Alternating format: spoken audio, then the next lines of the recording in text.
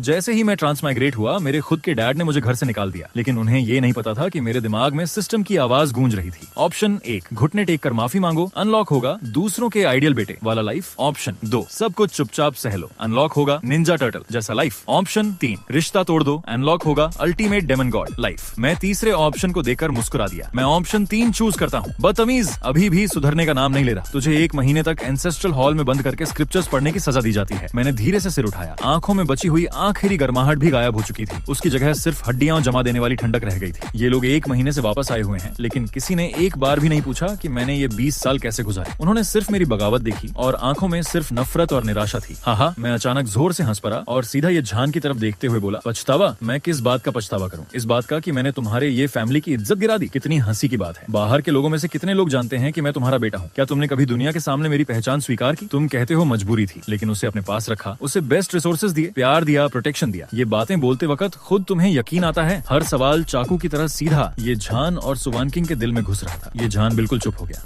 नालायक, ये तेरे बिगड़ने का बहाना नहीं बन सकता। मैं सेल्फिश हूँ। हाँ, मैं हूँ सेल्फिश। तुम महान हो, तुमने दुनिया बचाई, लेकिन अपने ही बेटे को छोड़ दिया। मुझे उनकी पुरानी मजबूरियों से कोई मतलब नहीं था। मैं बस इस बात से टूट चुका था कि वापस आने के बाद 1 महीने तक उन्होंने मेरी तरफ देखा तक नहीं। चेनेर साइड में खड़ी सुवानकिंग ने आखिर बोलना शुरू किया। उसकी आवाज में छुपी हुई निराशा साफ थी। तुम्हें अपने फादर से ऐसे बात नहीं करनी चाहिए। हाँ, हमने तुम्हारी फीलिंग्स इग्नोर की। मैं खुद टैक्सू सेक्ट जाकर ग्रेट एल्डर से बात करूंगी और तुम्हें बेस्ट रिसोर्सेज दिलवाऊंगी। हम तुम्हारी भरपाई करेंगे। हाँ, मैं और जोर से हंस पड़ा। हंसी में तीखा मजाक था। भरपाई? तुम लोगों की ऊपर से की गई दया मुझे चाहिए ही नहीं। ये झान गुस्से से कांपने लगा। खुद को देखो जरा, गुंडों जैसी आते हैं और तुम अपने छोटे भाई से कम्पीट करना चाहते हो। तुम्हारा एक भी पॉइंट उसके बराबर नहीं। मैंने दर्द भरी हंसी और नजर ये वुशुआंग की तरफ घुमाई। हाँ, मैं उसके जैसा नहीं हूँ। उसने बचपन से बेस्ट खाना पहनना, बेस्ट मास्टर्स का गाइडेंस और काउंटलेस ट्रेजर्स पाए, और मुझे रोज सोचना पड़ता था कि कल पेट कैसे भरेगा। अगर तुम्हारा बेटा इतना ही प्रकट है तो फिर मेरे जैसे निकम्मे को ढूंढने क्यों आए? मैंने तुम्हारा क्या बिगाड़ा है? ये सुनते ही ये झान और सुवानकिंग के चेहरे सफेद पड़ गए। बदमाश, किसने इजाजत दी तुझे फादर से ऐसे बात करने की? घुटनों पर बैठ जाओ। ये झान कुछ करता उससे पहले ही मेरा परफेक्ट छोटा भाई ये वुशुआंग आगे बढ़ा। उसका चेहरा ठंडा हो गया और एक जबरदस्त किलिंग इंटेंट मुझ पर लॉक हो गया। मैंने उसकी एरोगेंट आंखों को देखा और मजाक उड़ाते हुए हंस दिया। एक छोटा भाई अपने बड़े भाई को घुटने टेकने बोल रहा है? हाँ, मैं हंसते हंसते दोहरा हो गया। तू होता कौन है? उम्र और जनरेशन में मैं तेरा बड़ा भाई हूँ। क्या तुम्हारी फैमिली एजुकेशन ने यही सिखाया है कि बड़े भाई की बेइज्जती करो? एक ही लाइन ने ये वुशुआंग का चेहरा गुस्से से हरा कर दिया। मैंने और तीखा वार किया। तुम बस पेरेंट्स के फेवरेटिज्म पर जी रहे हो। सच में लगता है तुम बहुत टैलेंटेड हो। ये लाइन पूरी तरह ये वुशुआंग को एक्सप्लोड कर गई। तुम मौत ढूंढ रहे हो। वह इंस्टेंटली फ्यूरियस हो गया और सीधा मेरे सीने पर जोर से वार किया। एक पल में ही एक खतरनाक फोर्स ने मुझे हवा में उड़ा दिया। मुझे लगा जैसे सारे ऑर्गन्स हिल गए, मुंह से खून निकल पड़ा। वुशुआंग, रुक जाओ! सुवानकिंग शॉक में चिल्लाई और तुरंत आगे बढ़ी।